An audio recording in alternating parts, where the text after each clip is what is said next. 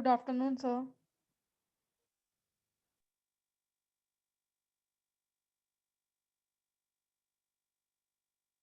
Good afternoon, students. Good afternoon, sir. Okay. A long examination break. आज आपका lecture लग रहा है. फर्स्ट ऑफ ऑल बेटा, आज क्योंकि आज हमारी क्लास थोड़ी सी डिस्टर्ब हुई है with as far as timing is concerned, और आप में से कई अभी तक ज्वाइन नहीं किए हैं. We will wait for them. Meanwhile बेटा या Yes, कुछ sir. Yes, sir. Okay. I'm going to share the screen. दिख रही है screen white? Yes, sir. Okay. तो बेटा लास्ट में आपका जो टॉपिक था प्रपोजिशन लॉजिक में, थ्योरी ऑफ इन्फ्रेंस एक टॉपिक था लास्ट में. तो उसको अब 201 नंबर पेज पे अगर आप देखो, 201 नंबर पेज पर आप देखो, ठीक है, तो आपको बहुत सारी 202 नंबर पेज पर देखो तो बहुत सारी आपको इम्प्लीकेशंस और इक्वलेंसेस मिलेंगे. इन सभी को पढ़ लेना. ये सारी की सारी आपने ऑलरेडी की हुई हैं किसी ना किसी तरीके से, कहीं ना कहीं आपने ये पढ़ी हुई हैं. ठीक है, जैसे आपकी इम्प्लीकेशन 1 है, P conjunction Q implies P, कि मतलब P ट्रू होगा. अगर P कंजंक्शन Q ट्रू है तो P भी ट्रू होगा. ठीक है, सारी की सारी इम्प्लीकेशंस आपने ऑलमोस्ट पढ़ी हुई हैं किसी ना किसी वे में. और एक बार पढ़ के देखना, कोई डाउट होगा किसी भी इम्प्लीकेशन या इक्वलेंस में तो मेरे को बताना. मैं आपको शुरुआत करता हूं 203 नंबर पेज से. Theory of inference, theory of inference से स्टार्ट करता हूं मैं आपको. ठीक है, इसमें बेटा आपकी 4 मेन चीजें हैं जो आपने नोट करनी है और समझनी है. वो 4 मेन चीजें कौन सी हैं?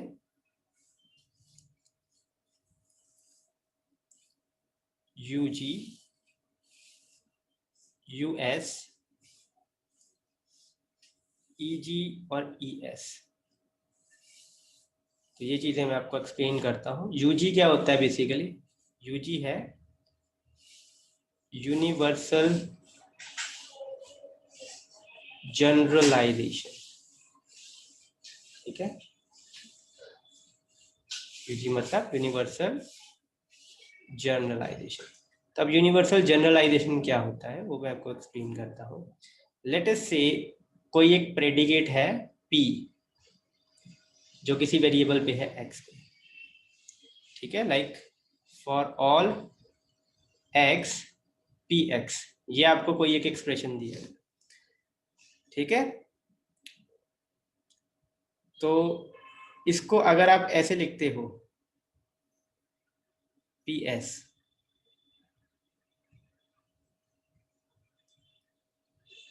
राइट, मतलब स्पेसिफाई करते हो. और यहाँ पर ऑब्वियसली S क्या होगा? S कोई ना कोई X होगा. इसको इसको बोलते हैं यूनिवर्सल स्पेसिफिकेशन. यूनिवर्सल स्पेसिफिकेशन मतलब कि हम यूनिवर्स में बहुत सारी चीजें हैं, बहुत सारे एक्स हैं, उनमें से एक एक्स हमने उठाया. वो एक्स कौन सा है? कोई भी आप वेरिएबल ले सकते हो एस. जैसे फॉर एन एग्जांपल मैं कहूँ फॉर ऑल स्टूडेंट, ठीक है, P स्टूडेंट. ठीक है, तो आप में से बच्चा कोई नाम बोलो अपना, कोई नाम बोलो फटाफट.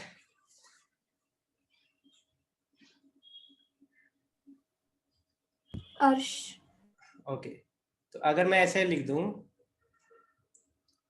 इसको स्पेसिफाई कर दूं कि अर्श, मतलब ये प्रेडिकेट ट्रू है अर्श के लिए, इसको बोलते हैं यूनिवर्सल स्पेसिफिकेशन। तो ये भी सही होगा ना, अगर ये आपका ट्रू होगा, सभी स्टूडेंट के लिए सही है, तो ऑब्वियसली अर्श के लिए भी वो ट्रू ही होगा। कोई प्रेडिकेट पी है, मतलब कोई काम है, लेट्स से ऑनेस्ट है ये, all the students are honest, या all the students are intelligent, P का मतलब है इंटेलिजेंट स्टूडेंट्स। तो ऑब्वियसली स्टूडेंट अगर सारे इंटेलिजेंट हैं तो ऑब्वियसली अर्श इज आल्सो इंटेलिजेंट। ठीक है, इसको क्या बोलते हैं? Universal specification. यूनिवर्सल स्पेसिफिकेशन में बेसिकली हम क्या करते हैं, यूनिवर्सल क्वांटिफायर को हटा देते हैं, ठीक है, और इस वेरिएबल से जुड़ा हुआ कोई एक टर्म ले लेते हैं, एस। एस क्या होगा? एस कोई ना कोई एक्स की वैल्यू होगी। जैसे कोई ना, यहाँ पर एक्स क्या है? स्टूडेंट। अर्श क्या है? उनमें से कोई एक स्टूडेंट। वैसे ही बेटा एक्स क्या है? एक सेट है, और एस क्या है? उस सेट का कोई एक मेंबर। तो यूनिवर्सल स्पेसिफिकेशन में क्या होता है, हम ये क्वांटिफायर हटाना और वेरिएबल की जगह पे एक मेंबर लिख देना, इसको बोलते हैं यूनिवर्सल स्पेसिफिकेशन। इसे ठीक उल्टा करें, अगर हम यहाँ पर लिखा हुआ पी अर्श और मैं यहाँ पर लिख दूं for all x P student, तो इसको बोलते हैं यूनिवर्सल जनरलाइजेशन। ठीक है बेटा, ये for all student, sorry not x, इसको बोलते हैं यूनिवर्सल जनरलाइजेशन, या आप जैसे मर्जी यूज कर सकते हो जहां आपको लगे। सिमिलरली एग्जिस्टेंशियल जनरलाइजेशन क्या होगा? पूरा नहीं मैं लिख रहा हूं, ठीक है, मीनिंग सेम ही है। जैसे for all, sorry P S दिया हुआ है, पी एस को मैं लिख रहा हूं for all x P x, अगर ये लिख रहा हूं सपोज में, तो इसको क्या बोलेंगे? एग्जिस्टेंशियल जनरलाइज, मतलब इनको मैंने जनरलाइज कर दिया है कि ये किसी चीज को बिलोंग कर रहे हैं। और सिमिलरली आपका एग्जिस्टेंशियल स्पेसिफिकेशन, इसका मतलब है कि कुछ आपको पूरा दिया हुआ है for all x P x, और इसको आप कह रहे हो कि कोई ना कोई एस है। ठीक है बेटा, चारों चीजें क्लियर है?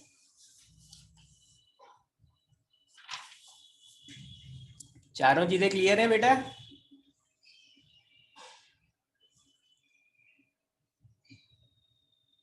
बोलो बेटा, चारों चीजें क्लियर है या कुछ चीज सर दोबारा? लास्ट वाली दो फिर से बता दो।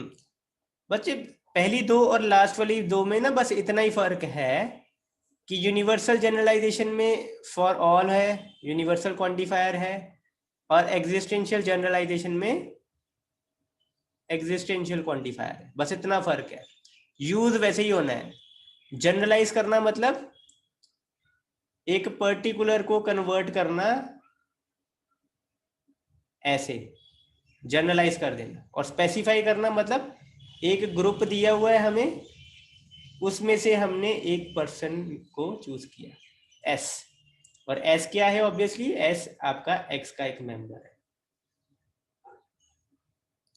क्लियर है बेटा? Okay sir. यस करें सर। करें आगे, करें बेटा आगे। Yes sir. चलो, तो अब एक क्वेश्चन करते हैं जिसमें मैं आपको थोड़ा सा एक्सप्लेनेशन देता हूं। देखो उसने क्या किया है, उसने क्वेश्चन 1 एग्जांपल में देखो अगर आप, तो क्वेश्चन है show that x H x implies mx conjunction hs, ठीक है, implies ms। तो बेसिकली हमने इसका भी डायरेक्ट या इनडायरेक्ट प्रूफ देना है। तो डायरेक्ट और indirect proof, if you remember, हम क्या करते थे? प्रीमाइस को यूज करना है हमने, ये हमारी प्रीमाइस 1 है, ये प्रीमाइस 2 है, ठीक है, ऐसे ही होता था ना, बीच में कंजंक्शन है, देखो ये हमारी पहली प्रीमाइस है, ये दूसरी प्रीमाइस है, सभी की कंजंक्शन करते हैं हम, और ये हमारा कंक्लूजन। ऐसे ही होता है बेटा इम्प्लीकेशंस में। एग्जाम दिए है ना, अभी पढ़ा था। हेलो बेटा, Yes, sir. Direct indirect proof याद है ना? Yes, sir. वही चीज ही है। आपकी प्रीमाइसिस से हमने कंक्लूजन बनाना होता था, राइट? प्रूफ करना Yes, होता sir. था, है ना? तो वही चीज हम कर रहे हैं यहाँ पर। तो पहला पॉइंट मैं क्या लिख रहा हूं? Introducing Nice one. प्रीमाइस 1। तो मैंने आपको पहले ही बताया हुआ है, आप कोशिश क्या करा करो कि सारी प्रीमाइसेस पहले ही आप इंट्रोड्यूस करा दो, क्योंकि इंट्रोड्यूस तो सारी करवानी ही होती है हमने किसी ना किसी पॉइंट पे। तो मैंने पहली प्रीमाइस को इंट्रोड्यूस करवा दिया। ऐसे ही मैंने इंट्रोड्यूस कर दिया प्रीमाइस 2, इसको 1 लिख दो ऑब्वियसली। प्रीमाइस 2 क्या है? H S, right? है ना बेटा? ठीक है, यहां तक क्लियर है? Yes, sir. इंट्रोड्यूस ही किया है बस। इसके बाद बेटा अब यहाँ पर देखो, x एक वेरिएबल है। अब यहाँ पर ये ना तो लिखा है फॉर ऑल, ना लिखा है देयर एग्जिस्ट, और कोई फर्क भी नहीं पड़ता है ना? अगर हमने स्पेसिफाई करना ही करना है तो फॉर ऑल हो चाहे देयर एग्जिस्ट हो, कोई फर्क नहीं पड़ता। तो हम क्या कर रहे हैं? जनरलाइज्ड 1, मतलब 1 को जनरलाइज करना है। अब जिसको जनरलाइज करेंगे तो क्या आएगा बेटा? इसको जनरलाइज करेंगे तो क्या आएगा?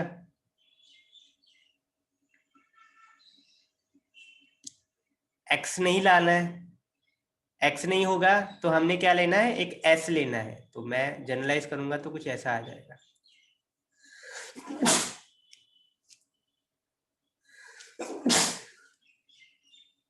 ठीक है बेटा, ऐसे ही होता है ना? Yes, sir. जैसे कि हमने कुछ लिखा था ऐसे, for all x P x, तो जनरलाइज होके क्या बन गया था? वो पी एस बन गया था, है ना? तो यहाँ भी यही है, एक्स फॉर ऑल भी हो सकता है, देयर एग्जिस्ट भी हो सकता है। H X implies M X, तो एच एक्स का क्या बन गया? एच एस, और एम एक्स का क्या बन गया? M S. ठीक है, समझ आया ना बेटा? समझ आया ना बेटा? Yes, sir. और बेटा ये कौन सा रूल था कि ए इंप्लाइज बी अगर ट्रू है, ए ट्रू है, ठीक है, ए इंप्लाइज बी भी ट्रू हो और ए भी ट्रू हो, ये इंप्लाई करता है कि बी भी ट्रू है। कौन सा था ये लॉ? मॉडस पॉनन था ना बेटा, जिसको आप So एक और नाम से yes, sir. डिटैचमेंट भी कहते थे, जिसको आप, Detachment. राइट? Yes, sir. तो वही आपने यूज करना है, यूजिंग मॉडस पॉनन, या आप लिख सकते हो यूजिंग डिटैचमेंट। तो डिटैचमेंट जब आपने यूज किया तो ये देखो, यूजिंग डिटैचमेंट 2 and 3, तो एच एस भी है, एम एस भी है और एच एस भी है। मतलब ये ए मान लो, ये बी मान लो, ये भी है आपके पास, ए इम्प्लाइज बी भी है और ए भी है। तो इसका क्या मतलब है? एम एस भी होगा, मतलब बी भी ट्रू होगा, है ना? और ये आपकी कंक्लूजन है, यही आपने प्रूफ करना है। देखो, ठीक है बेटा, समझ में आया? Yes, sir. ठीक है, और दूसरी एग्जांपल आप खुद एक बार ट्राई करना। मैं आपको एक्सरसाइज के 2 क्वेश्चन में से एक करवा देता हूँ। Is that okay? 2 क्वेश्चन में एक क्वेश्चन कर दो। कौन सा करूं, पहला कि दूसरा?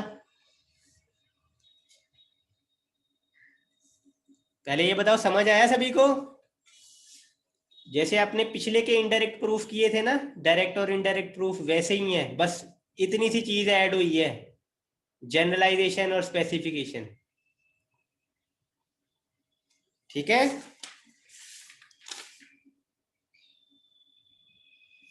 ठीक है बेटा? Yes, sir. Yes, sir. चलो कौन सा क्वेश्चन करूं, फर्स्ट और second? Let me do first question. पहला क्वेश्चन कर देता हूँ, फर्स्ट कर देता हूँ। ठीक है, उसने बस कहा है कि शो दैट, यहाँ पर x दिया हुआ है आपको, ठीक है, px implies qx, ठीक है, उसके बाद एंड मतलब कंजंक्शन qx implies rx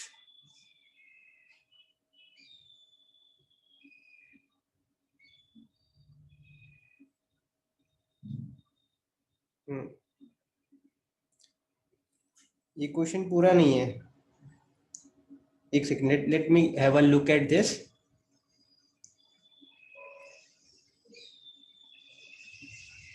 इसकी ब्रैकेट ठीक तरीके से बंद नहीं की हुई है, ठीक है, इसको चेंज कर लेना।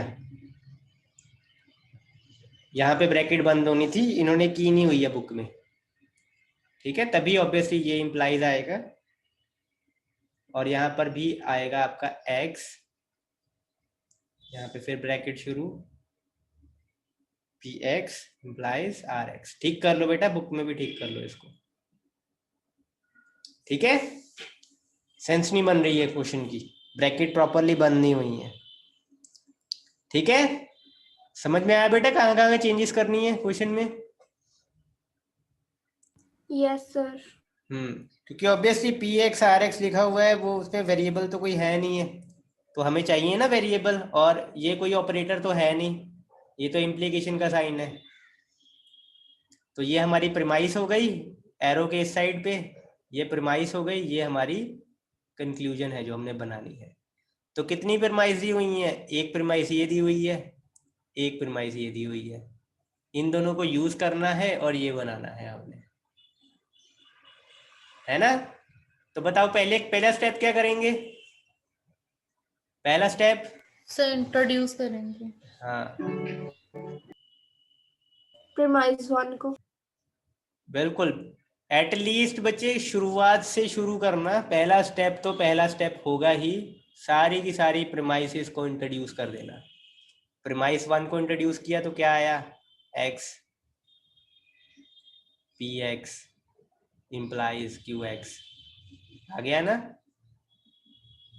यह मेरा पहला हो गया पॉइंट। फिर क्या किया इंट्रोड्यूस? प्रीमाइस 2।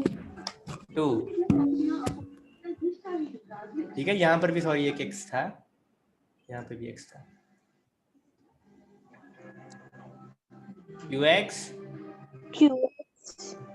implies rx। तो यहाँ पर तो हमने इंट्रोड्यूस तो उसको कर दिया, 2 पॉइंट हो गए हमारे पास। अब क्या करें? अब ना बड़ा ध्यान से इसको देखना पड़ता है कि हमें बनाना क्या है। हमें बनाना है इम्प्लाइज मतलब बाउंड वेरिएबल बनाना है, ऐसा बनाना है px इम्प्लाइज rx। तो सबसे पहले तो बाउंड तो हम बाद में करेंगे, पहले तो हम सिंपल वाला ही बनाएंगे, ps इम्प्लाइज rs बनाना है हमें, वहां से हम जनरलाइज करेंगे तो ये x वेरिएबल में आ जाएगा। तो बेसिकली हमारा फोकस क्या होना चाहिए कि हमें ये बनाना है ps इम्प्लाइज rs।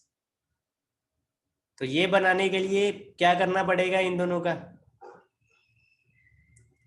s चाहिए ना, ये तो x में है, हमें तो क्या चाहिए? s चाहिए। तो कैसे करेंगे बेटा? स्पेसिफाई बेटा, स्पेसिफाई। हाँ स्पेसिफाई। आई नो थोड़ी सी कंफ्यूजन हो जाती है कि कब जनरलाइज किसको कहते हैं और स्पेसिफाई किसको कहते हैं। तो जब आप वेरिएबल से कोई स्पेसिफिक एक मेंबर पे आते हो उसको बोलते हैं स्पेसिफिकेशन, ठीक है। और अगर आप एक मेंबर से उसको जनरलाइज कर देते हो एक सेट में, उसको बोलते हैं जनरलाइजेशन।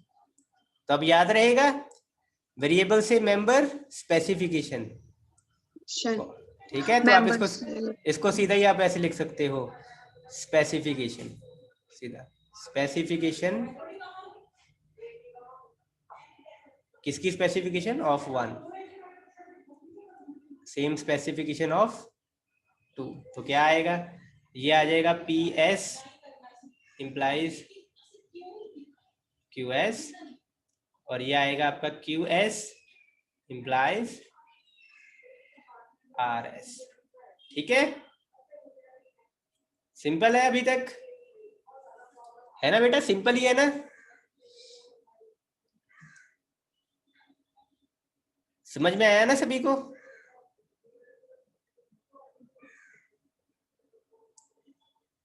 बेटा रिस्पॉन्ड करो। Yes yes sir. सर एक बार समझ- रिपीट करना स्पेसिफिकेशन से। बिल्कुल, स्पेसिफिकेशन कर रहे हैं। स्पेसिफिकेशन का मतलब क्या होता है? ये वेरिएबल हटा देना है हमें। तो स्पेसिफाई किया, ये वेरिएबल हटा दिया, x की जगह क्या आ जाएगा? अब जहां जहां x होगा वहां वहां आप s निकाल सकते हो। तो ये देखो px की जगह पे ps आ गया, इंप्लाइज qx की जगह पे qs आ गया। यहाँ भी सेम वही चीज की, x हटा दिया, qx की जगह क्या आया? qs, rx की जगह पे क्या आया? rs। ठीक है, क्लियर है? अब यस सर। अब क्या करना है? कौन सा रूल लगेगा? देखो PS QS, QS RS, इन दोनों को यूज करके हम ये बना सकते हैं। ये कौन सा रूल? डिटैचमेंट। नहीं, डिटैचमेंट नहीं है बेटा। ये कौन सा रूल है? ये वाला रूल है बेटा। A इंप्लाइज B अगर ट्रू है, B इंप्लाइज C भी B। ट्रू है, तो A इंप्लाइज C भी ट्रू होगा। इसको रूल को क्या बोलते थे? ये मैंने बुक में नहीं था, आपको लिखवाया था, रिमेम्बर?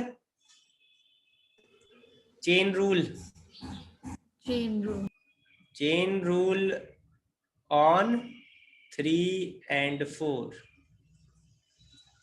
ठीक है बेटा, PS और इंप्लाइज RS ये आ गया जो हमें चाहिए था।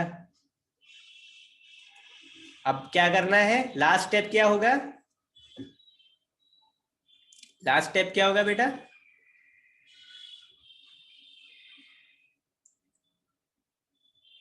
सर अभी नंबर है इन्हें जनरलाइज कर दो। Generalisation of 5। ठीक है, तो क्या बन जाएगा? x ब्रैकेट के अंदर PX RX। बस हो गया कंक्लूड, दैट्स इट। समझ में आ गया बेटा सभी को सब कुछ? Yes sir. इसके साथ बेटा Yes, आपका ये प्रेडिकेट प्रपोजिशनल लॉजिक वाला चैप्टर खत्म हो गया। ठीक है, as you can see in your book as well. इसके बाद कुछ नहीं है। तो इसके बाद आपके 2 चैप्टर्स बचते हैं। हाँ, कोई डाउट हो तो बच्चा कुछ बोलना हुआ आपने तो पहले बोल दो आप। एक मैं और चीज आपको पहले बता देता हूँ, सैटरडे को या मंडे को, जब आप सूटेबल समझो, आपके इस चैप्टर के जो भी डाउट्स होंगे वो एक दिन डिवोट कर देते हैं, सैटरडे और मंडे। कल मेरे को बता देना कि सैटरडे रखना है या मंडे को रखना है। तो इस चैप्टर में जो भी आपके डाउट्स होंगे वो आप पूछ लेना मेरे से। ठीक है, ओके। आप बोलो बेटा, ओके सर।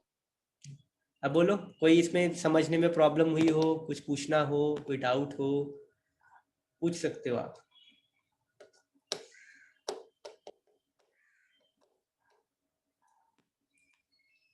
बोलो बेटा, यू कैन आस्क।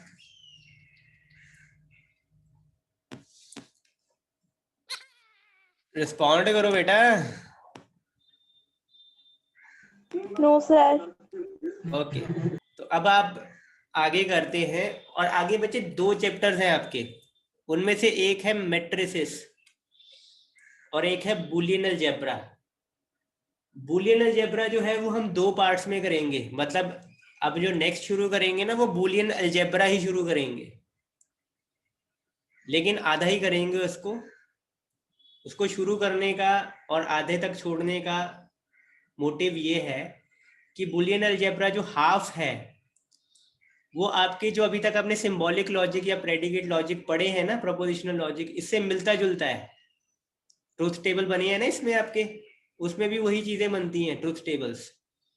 तो इसलिए हाफ पोर्शन जो बूलियन अलजेब्रा का है वो हम कंटिन्यूटी में ज्यादा अच्छे से समझ पाएंगे, इसलिए उसको आधा पहले करेंगे।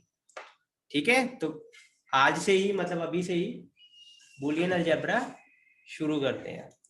तो मैं बस अभी मतलब कोई क्वेश्चन नहीं आपको कराऊंगा, बस इतना सा एक्सप्लेन करूंगा कि बेसिकली बूलियन अलजेब्रा कैसे मिलता जुलता है आपके इस प्रोपोजिशनल लॉजिक से।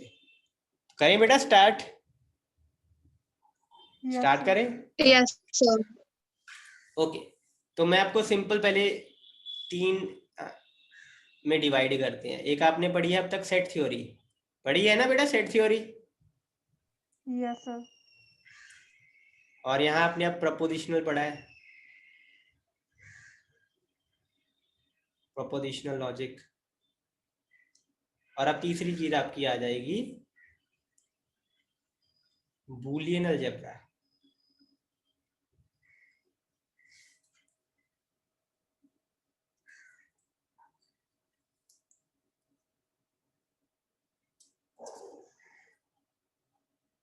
ठीक है, बूलियन अलजेब्रा। तो सेट थ्योरी में बच्चे कौन कौन से थे आपके ऑपरेशन बेसिक, कौन से थे? बोलो बेटा, सेट थ्योरी में कौन से ऑपरेशन थे?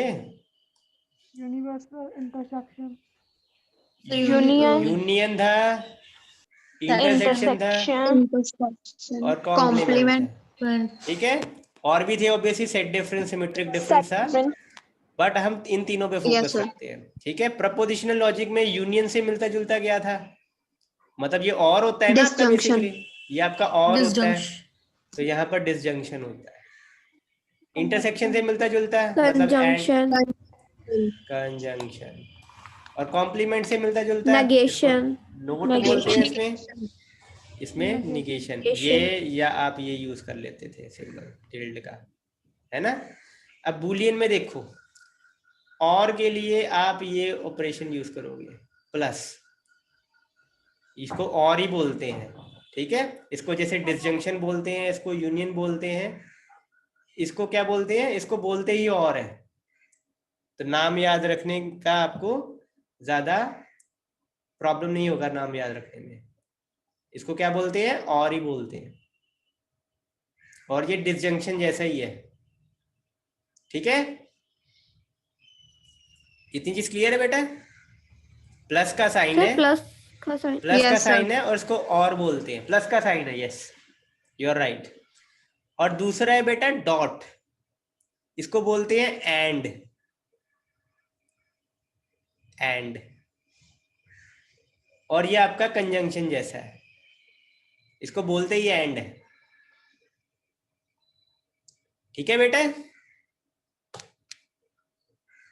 ठीक है, यस क्लियर? सर, हाँ। और तीसरा आपका आता है बार। जैसे मैं आपको एक चीज बताता हूँ, कॉम्प्लीमेंट आप ऐसे लिखते हो, ए कॉम्प्लीमेंट ऊपर यहाँ पे, निगेशन आप ऐसे Yes, लिखते sir. हो, निगेशन ए, ये आप ऐसे लिखते हो, ए और उसके ऊपर बार। ठीक है, ओके सर, यस सर, इसको बोलते हैं नॉट। ठीक है, नॉट बोल दो या कॉम्प्लीमेंट भी बोल दो, कॉम्प्लीमेंट भी बोल सकते हैं इसको। ठीक है बेटा, तो ये सेम ही है जो आपने प्रपोजिशन में पढ़ा था ना, डिसजंक्शन, कंजंक्शन, निगेशन, वही यहाँ पर है, और एंड, कॉम्प्लीमेंट या नॉट। ठीक है बेटा? अच्छा, यहाँ तक क्लियर है? यस सर, ये मैं आपको एनालॉजी समझा रहा हूँ, ये आपको पेपर में नहीं आएगी लेकिन समझने में बहुत काम आएगी। ठीक है, आपको एक ही चैप्टर अच्छे से पढ़ना पड़ेगा और बाकी आप एनालॉजी से कर सकते हो, लॉज वगैरह, लॉज, ड्यूल थ्योरम। ठीक है, तो यहाँ पर साइन क्या है सॉरी दोबारा बोलना बेटा। सर? बूलियन वाले चैप्टर में जो वाला सेकंड साइन है उसे क्या बोलते हैं? बुलियन वाले सेकंड साइन, इसको बोलते हैं एंड। ये एक डॉट है बेटा, एंड बोलते हैं इसको। ओके सर, बोलते ही एंड है। ठीक है, एंड। अब नेक्स्ट चलते हैं। सेट थ्योरी में बेटा आपको एक फाई मिलता था। फाई का मतलब क्या होता था? कुछ नहीं, खाली नल, ठीक है। और एक होता था यूनिवर्सल सेट। और जिनकी बच्चे अटेंडेंस नहीं हुई है वो मेरे को मैसेज कर देना कि मेरी अटेंडेंस लगा देना, ठीक है। ग्रुप में नहीं, पर्सनल मैसेज करना, ठीक है। यूनिवर्सल सेट होता है और फाई। फाई का मतलब क्या होता है? नल। नल, कुछ खाली, भी कुछ नहीं, भी खाली।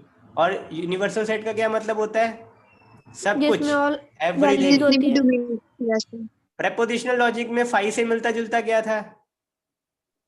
इसको हम कुछ नहीं बोलते थे, फॉल्स। फॉल्स मतलब कुछ भी नहीं, सबसे False. छोटी चीज। और यूनिवर्सल सेट में, यूनिवर्सल सेट के इक्विवेलेंट ट्रू। ट्रू। अब यहां पर अब देखना, इसमें फॉल्स का मतलब होता है 0 और ट्रू का मतलब होता है 1। बस इतनी सी चीज है। 0 सबसे छोटी वैल्यू मतलब कुछ नहीं, 1 मतलब सबसे बड़ी वैल्यू, सब कुछ। तो ये होती है बेटा एनालॉजी। अब आपका जो डी मॉर्गन्स लॉ है वो यहाँ पे भी सेम है, यहाँ पे भी सेम है, और बूलियन अलजेब्रा में भी सेम है। मैं आपको एक एग्जांपल देता हूँ। बूलियंस डी मॉर्गन्स लॉ क्या था आपका? A union B का whole complement equals to A complement equals to intersection B complement complement. Intersection B यही था। यहाँ पे क्या था? ए डिसजंक्शन बी, इसका नेगेशन आगे। B negation negation A A negation conjunction negation B। ठीक है। और इसमें क्या होगा? ए प्लस तो इसमें बी not का whole plus complement, whole complement, A complement dot B complement. ठीक है बेटा, यस सर। That's it. कल मैं इसको दोबारा भी आपको साथ शेयर कर दूंगा स्क्रीन, ठीक है। और ये होती है एनालॉजी, सेट थ्योरी की, प्रोपोजिशन की और बूलियन अलजेब्रा। और कल मैं आपको पहले ही एक्सप्लेन करूंगा, जो आप कहते थे ना कि सर फॉल्स से ही क्यों शुरू करते हैं हम ट्रुथ टेबल, यस सर। वो आपको 1 या 2 दिन में आगे पता लग जाएगा कि फॉल्स से शुरू करने का क्या बेनिफिट है। बूलियन अलजेब्रा में जरूरी है। यहाँ पे हम फॉल्स से नहीं शुरू करेंगे, ऑब्वियसली किससे शुरू करेंगे? 0 से शुरू करेंगे ट्रुथ टेबल, क्योंकि इसमें फॉल्स तो होता नहीं है, 0 होता है। Yes sir. ठीक है, दैट्स इट बेटा। Is it okay? Sir paper check कर। बेटा पेपर के रिजल्ट आपको मंडे को मिलेंगे, अभी मैंने चेक नहीं किया। Okay sir. ठीक है, चलो, meeting is going to end now बेटा। Thank you sir. ओके बेटा, ओके।